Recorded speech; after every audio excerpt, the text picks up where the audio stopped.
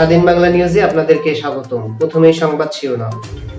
দেশে ফেরায় আর কোনো জটিলতা নেই তারেক জিয়ার, এমনই কথা বলেছেন স্বরাষ্ট্র উপদেষ্টা। চলুন এবার আমরা বিস্তারিত তার মুখ থেকে শুনে আসি। ওনার তো দেশে ফেরার তো কোনো অসুবিধা নাই।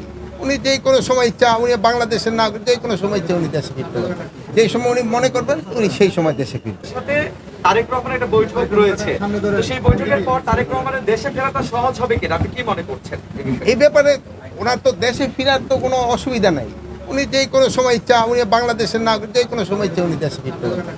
ওনারা যেই সময় উনি নিজের যেই সময় উনি মনে করবেন উনি সেই সময় দেশে ফিরবেন।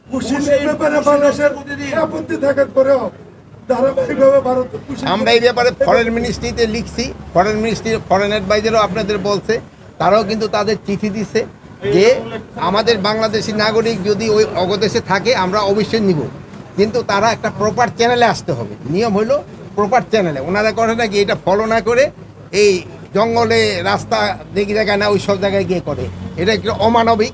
এই যেগুলো আমরা কিন্তু এটা শুধু আমাদের না, আমাদের যে অ্যাম্বাসেডার আছে, হাই কমিশনার আছে দিল্লি, তাকেও এটা বলা হয়েছে এবং ফরেন অ্যাডভাইজার এই ব্যাপারে আপনাকে কিন্তু ব্রিফও করছে।